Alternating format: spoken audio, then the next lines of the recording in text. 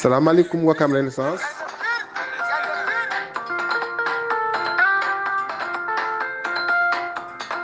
seen émission parcours du champion commencé na.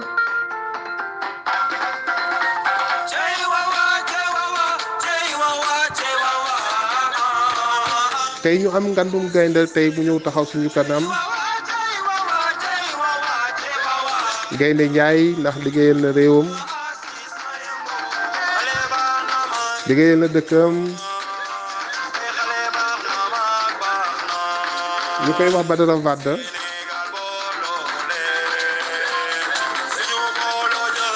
Badara Wade yor vision sport.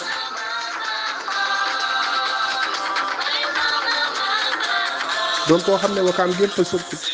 gépp ko soppa ndax liggéeyam bi nga xam ne moom lay def ci xale yi. ñu koy ñaanal yàlla ñu tàmbalee ci bismillahi rahmaani rahim jeexale ci alhamdulillahi rabbil alamin. émission bi nag comme ni ñu ko daan defee man ak seen grand Aliou ñoo koy def. yéen tamit ku am question booy dugal nga dugal ko laaj Badara Wade. Sénégal bi ànd jëm kanam.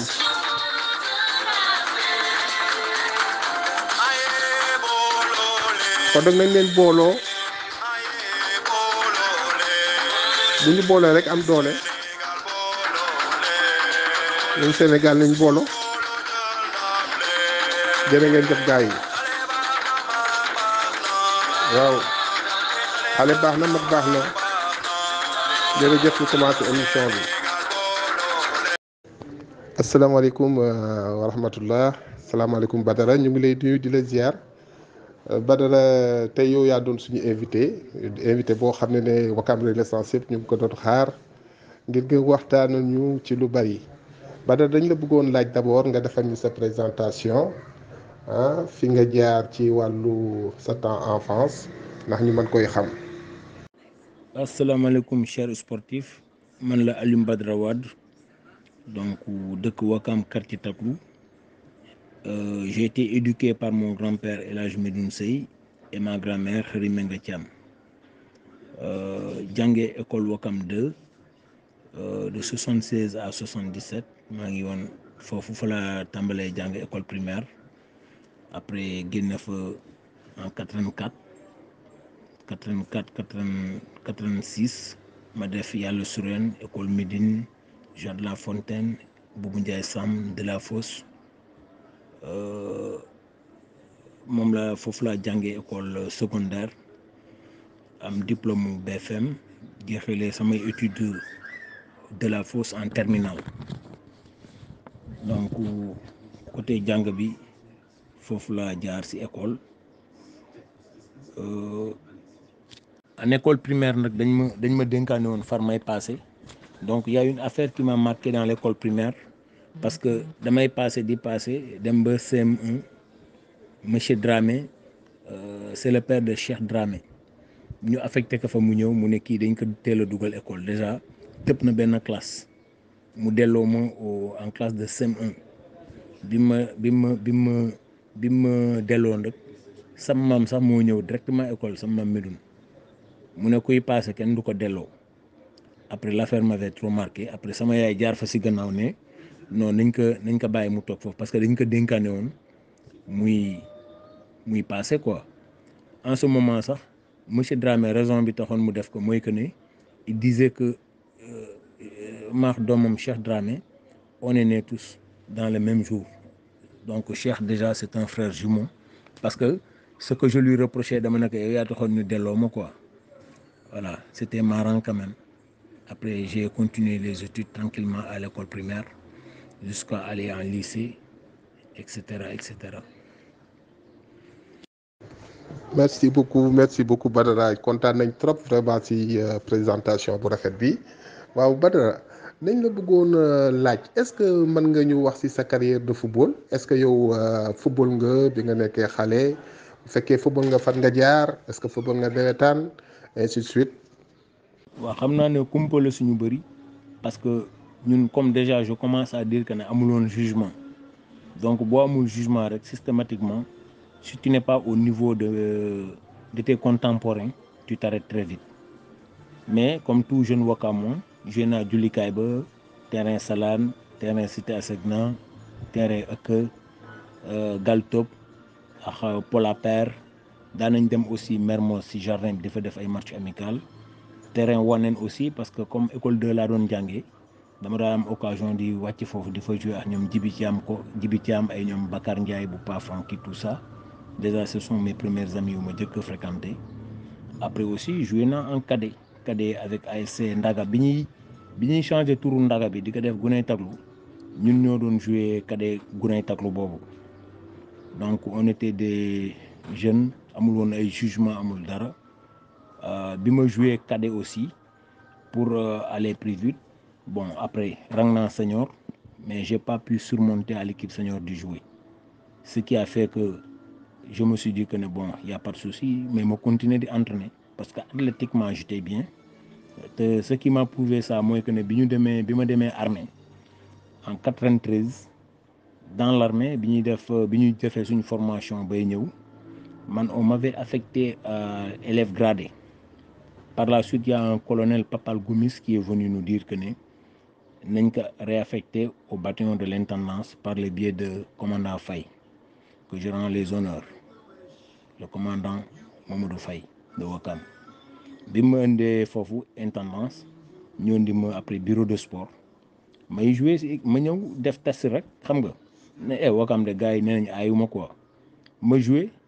ñu dem terrain champ de course joué fa biñ fa joué après quelques jours un vieux ñëw si camp bi un dénommé Mam Tuuti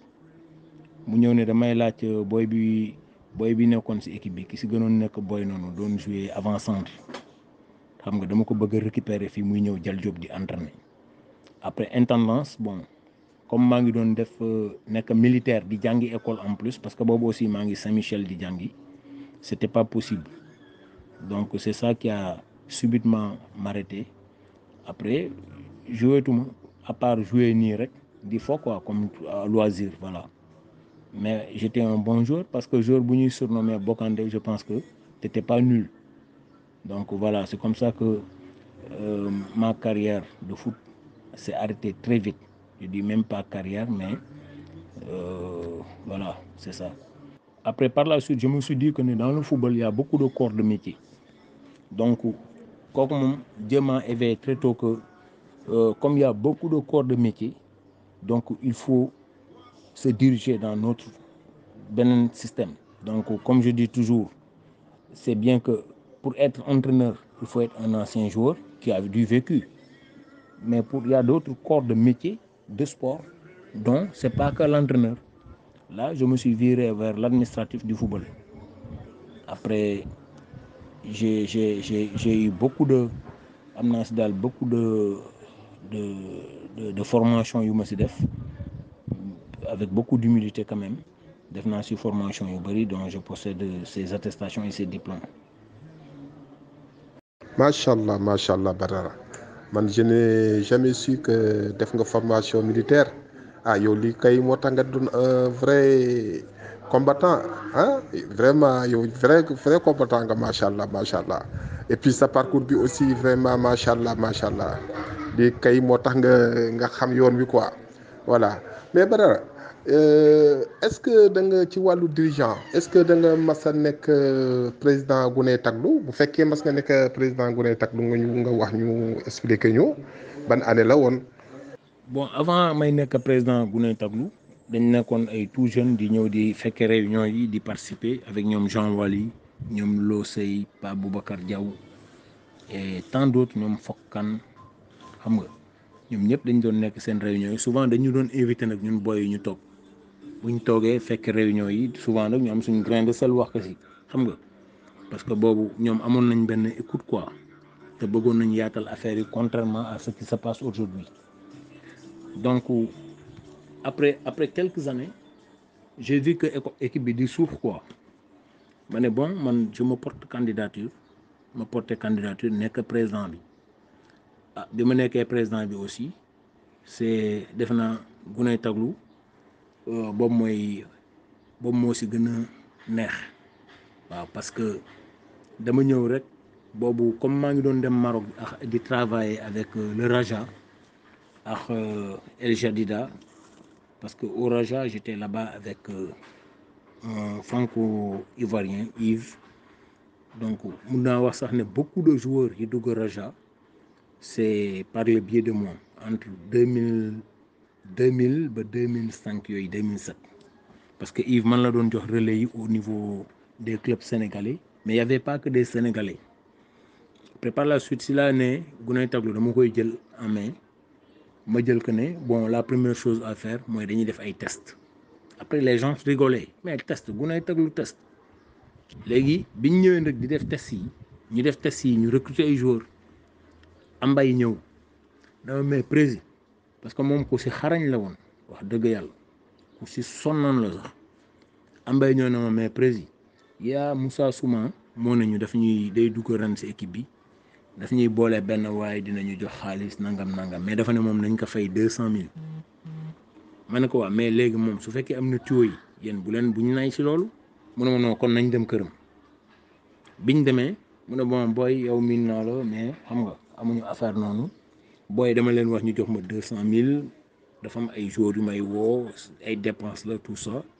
ma ne ko ñaata 200 000 ma ne ko ambay kees gi ñaata fa nekkoon mu ne 200 000 ma ne ko jox ko mu ne ma non président ma ne ko non jox ko comme moom booy la bu ma mës a déggal xam nga maa ngi xaaral ma tooñ ko tuuti sax moo ma daa sangal samay xar yi ma doon yar kër ga yëpp waaw moom nice booy la wax dëgg yàlla après mos naa dëkk Thiamène si barak bi foofu courant amu fa mu xëcc fil bi traversé ko ba foofu taalal ma courant bi ba maa ngi dëkkoon Thiamène si watu jàkk ji si barak bi ne woon foofu bon li taxoon ma nekkoon fa aussi c'était pas manque d'espace mais plutôt comme man nit ñi dañ ma doon fréquenter tout le temps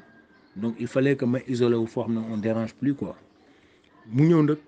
suma ne ma léegi ok yow mun nañ def parce que booy yow na yow léegi am na ku leen di financé préfinancé benn xaalis boo leen demee na leen jox ni 1 million mais par contre kii entraîneur la mu ngi tudd Crimo moom am na lu muy laaj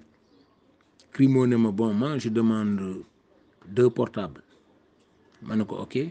ma génne benn A51 ak benn Siemens jox ko mu ne il demandait aussi 275 000 ma jox ko 75 000 yu sur le coup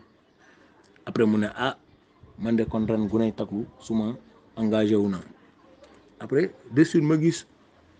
suma du huiler affaire yi quoi xam nga ma ne mais attends booy kon comprendre ñu kii li mu bëggoon def lii kay moom c'est une bonne chose mu ne ma léegi yow Jackie ak Ambay ak keneen àndaleen ngeen dem waagu ñaay biñ demee monsieur qui s'appelle Pape Samba Sey ñoo gis ñu après il nous a dit non on va vous épauler d'ailleurs Pape Diouf va vous épauler avec Etienne Mendy et autres c'est comme ça que l'affaire est partie man étant président je me soulage parce que je vois d'autres moyens qui viennent en appoint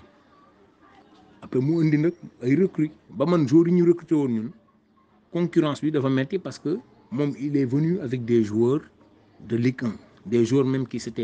s'apprêtaient à partir en Europe pour jouer et voilà l'histoire a démarré et on a remporté les coupes jusqu'à aller en départemental gagné ko war a gagné régional bi malheureusement même l'ORCAV de nos jours ñu ngi koy regretter le fait que ñu décentraliser woon match boobu yóbbu ko vers Amadou Barry vers Pikine comme ça après Alassane Djigo ou Amadou Barry donc l'arbitre était menacé donc on a perdu la finale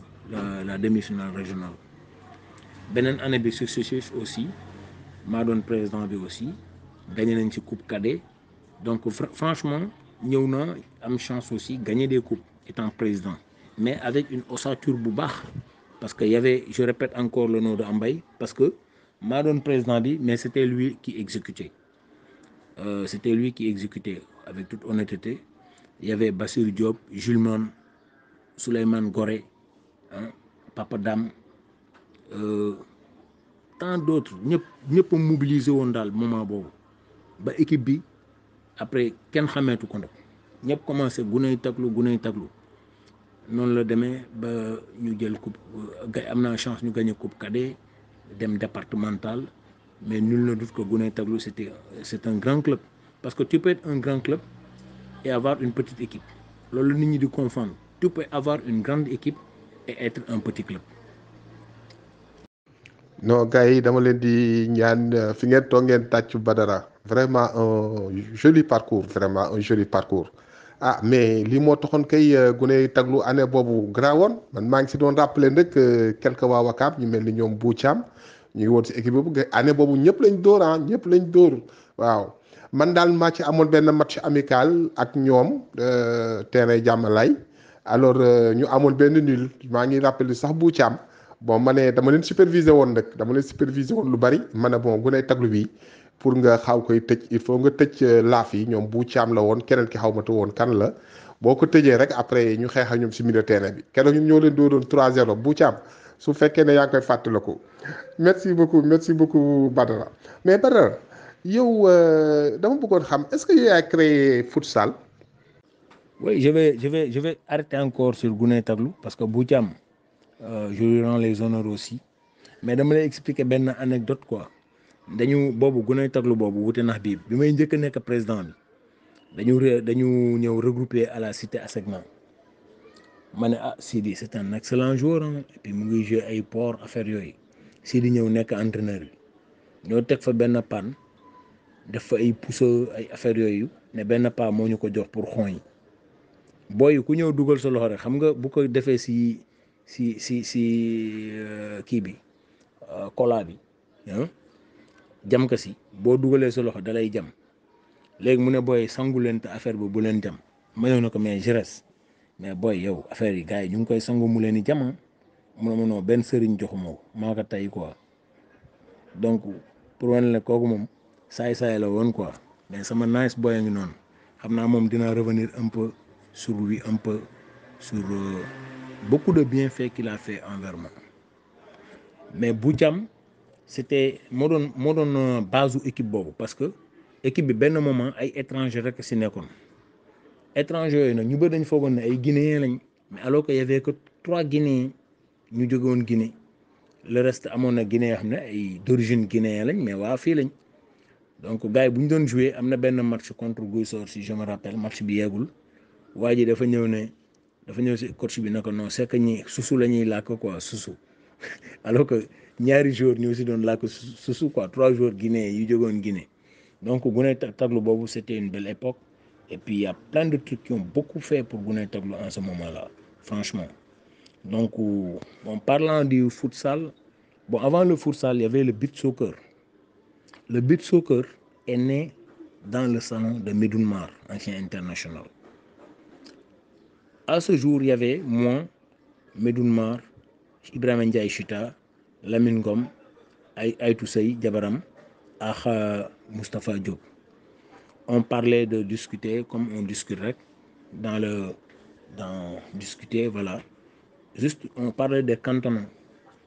Nous, on s'est plongé maintenant dans la discussion, voir le football, le beach soccer là, war na mën a am fii Chita jékki-jékki ne mais Badou mais loolu c'est vrai que war na fi mën a am ma ne ko oui pourquoi pas nañ leen def benn tournoi ñu def ko Mamel xam nga mu ne Mamel ah ñun de beach soccer sax même si mii daan nañ ko football quoi parce que ñun bu ñu doon def suñu hivernal on le faisait à Cambérène mais yi gars yi di football nii c'est technique il faut ñu essayer ko si saa si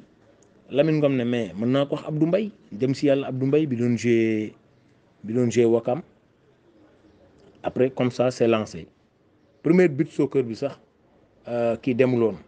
Chita man maa ko organisé ak Medoune Mar donc ñun ñooñu ñoo ko organisé woon ak y avait Yaay Zam aussi Adjirama moom da doon participer bu baax sax si affaire bi dem si yàlla na ko yàlla xare àjjana moo wax Abdou Mbaye donc après affaire bi ñu def foofu benn édition ñu dem benn jour ma ne Chita nañ dem fédération mu ne ma noo gis naa Malick si suur yi quoi mais ça on va aller le revoir ma ne ko non comme moom mu ngi paree bàyyi nañ dem gis Mbaye Ndoye moo fa nekk ñu dem bi ñu demee man Mbaye Ndoye man Chita ak Boy Bandi bi ñu toogee wax ba pare Mbaye Ndoye ne Chita xam naa la en tant que ngay football xam naa Bandi mais Badou ce qui explique là c'est au-delà de yéen li ngeen xalaat on va se plonger sur ça. D'ailleurs ñu mës nañ fi jot ay circulaire mais on n'avait pas compris. Ma jël ñoom Gorée il était parti hein, il était dedans au début il faisait tout avec nous xam nga ay Gorée ay ñoom Boutiam ma ñëw gaari ay taxi fii na leen yéeg leen ñu dem am na ñu intéressé wu loon am na ñu intéressé wu après ñu dem bi ñu demee benn jour Steve ñëw Steve bi mu ñëwee Chita ne non kii moom c'est même pas la peine quoi day commencé li après dem Tivaouane ñu commencé di ko jouer ay ñoom Mamadou Diallo aussi au début il était là-bas man maa ko fa indi woon ñoom ñëpp maa leen fa indi ñu ñëw jouer même Medoune Mar doon na jouer hein parce que am na benn tournoi bu ñu njëkk a jouer moom ak Moussa Ndaw ñoo nekkoon gënoon nekk mag si équipe boobu ñu ngi ci doon jouer tout ça après jumeaux yi ñëw ñoom Grigra tout ça. Malheureusement on avait mis les charrues avant les bœufs l'affaire est déclenchée après commencé am ay tournure voyage yi am. Premier voyage bi gars yi dem Afrique du Sud man ak Chita yëpp demuñu woon à défaut Chita amul woon passeport étant policier man maa ngi woon dama doon préparer pour voyager dem Maroc après ma ne bon mu ne ma léegi il faut ñu jël benn entraîneur mu ànd ak ñoom. On avait ciblé Mansour Wade yal na ko yàlla xare àjjana après Chita ne ma mais Badou nañ woo Bandi rek comme moom depuis le début mu ngi ànd ak ñun man quoi c'est vrai nañ jël Boy Bandi kon. Boy Bandi dem boo xoolee équipe boobu demoon sax y avait beaucoup de Wakamois beaucoup même avec suñu gardien de but c'était Mamadou Sow Diop Santos bi doon góolu gunay taglu boobu gagné woon coupe bi après ay ñoom Alseni sax c'est après bi Santos commencé Chita gis ne c'était un gars qui n'est pas sérieux mu toog ba mu paate rek wax fa noonu kërëb gars yi naka mais yow doomu njaay koo ne ngi fi góol noonu la si Alseni duggee. Victor Diagne Ayanda lañ indi woon Ayanda amul jot ak kële comment dirais-je Ayanda y avait aussi Adama Cissé amul jot léegi ñoom Grigra ak Moussa Kébé ak Jean de Dieu ñu ne ñoom la ñuy compléter ci liste bi après c'est Jean qui a eu la chance de partir jumeau bi dafa ne comme keneen ko mënul woon dem grawul quoi ñu bàyyi noonu donc l'affaire est déclenchée après moi mujjuma dem. J'ai fait une sortie sanglante dans les journaux, disant que j'ai cheminé avec Chita plus de 6 ans. Ils m'ont laissé en rade pour aller jouer le beach soccer, le mondial de beach soccer. Bobu jogé nañ Afrique du Sud di dem feulé. Di dem Brésil. Après Malick Gakou woo ma ñëw mu ne ma Badou j'ai entendu tes discours quoi. Yow li nga xam ci lii kenn xamu ko ci. Man dama waroon dem mais dama ko bi ñu c'est une longue histoire après ma dem Maroc là-bas le soir on jouait le futsal foofu man benn vendredi daal ma ñëw julli fii rek ba après ñu wan ma daal comme si d'une manière spirituelle fais ça avec des jumeaux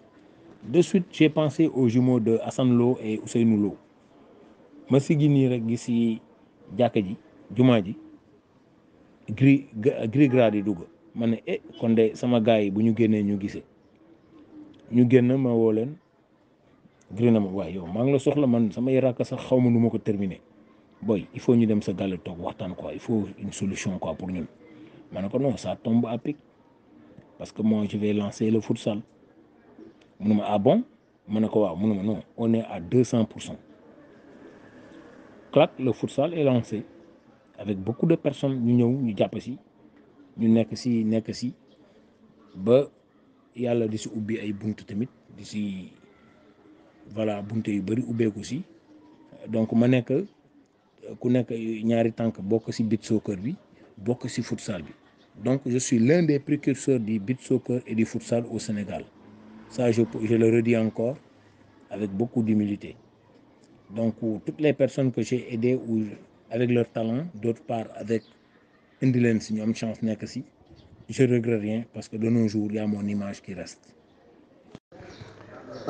macha allah Badou ñëpp kontaan nañ waaye Badou sa émission bi neex na macha allah mais Badou yow yaa ngi fédération est-ce que da nga fa occuper une place là-bas te bu fekkee ne lan nga fa occuper est-ce que mën nañ ko xam au niveau de la fédération bu fekkee yaa ngi foofu. Bon, concernant la fédération sénégalaise de football vous savez il y a un moment amoon na benn mouvement bu ñoom Mbaye Diouf defoon pour pousser un peu ñoom Mbaye Ndoye CCP bi ko waa CCP defee noonu ñun moi on m'a coopté directement on m'a coopté parce que boobu ñu ngi doon def CNF le comité de normalisation du football. Arrivé là-bas je suis venu avec mes idées et puis me défendre aussi pour que le football spécifique ñu jël ko benn considération bi. Le football spécifique c'est tout autre football qui est apparenté du football, que ce soit le beach soccer, le futsal, le mini-foot, tout ça c'est le football spécifique. Après bi CNF bi installé woon noonu gars yi boole ma si après CNF bi ñu ne léegi formule fédération bi day changé man nag j'étais dans le camp de Gakou, Malick Gakou, parce que moom moo ma gën a poussé na ma approche-toi d'ici, tu as le niveau d'être là. biñ demee man jumeau yi ak Tafa Diop après ñu ne il faut que ñun ñu dugg, mais bu ñuy dugg day am kenn kuy nekk comité exécutif kenn ki nekk conseil d'administration mooy la LFA. En ce moment sax ñun biñ ñëwee le poste c'était poste à pourvoir au comité exécutif, mais dans la LFA man dañ ma dugal directement parce que ñoom ñëpp nul ne doutait que je suis l'un des précurseurs des deux disciplines. biñ ma dugalee après ñu ne léegi Chita dañ koy def entraîneur moom ak Boy Bandi biñ ko defee entraîneur quelque temps man ma nekk ci conseil d'administration bi, donc ce qui veut dire que ren mooy sama 4e mandat de 4 ans yu may def ci biir fédération bi. Déjà je suis le plus ancien au niveau de la LFA, même le président Ablaye Sow ñoo ñëpp fa lañ ma fekk, ñoom ñëpp ci LFA bi lañ ma fekk foofu boo occuper le poste et la fonction était différent. Le poste élu c'était membre de la LFA, donc chargé du football spécifique. Et par contre j'ai été 2 fois vice-président à la Ligue amateur de football, donc je passais inaperçu parce que c'est toujours l'humilité qui marche avec moi. Donc noonu laa fa nekk fa ba fi ñu toll nii toujours je suis le plus ancien dans la Ligue amateur de football. Et dans la Ligue amateur de football aussi j'ai eu la chance avec les jumeaux d'être entraîneur de futsal, parce que demoon nañ fi France defoon fi en 2008 def nañ fa entraîneur de futsal. D'ailleurs j'étais le major sur l'île de France parce que c'était à Paris, man maa génnoon major, il y avait les jumeaux d'ailleurs ñun ñoo àndoon dem defi ji ko, donc j'ai mes diplômes d'entraîneur de futsal. À la fédération nag fonction yooyu maa ngi ko fay occuper ba léegi, donc liy tasaare footballu beach soccer bi ak manière bi ñu ko defee dans tous les travaux j'ai participé à ça, et j'ai fait beaucoup de séminaires aussi au niveau de la CAF, Confédération africaine de football.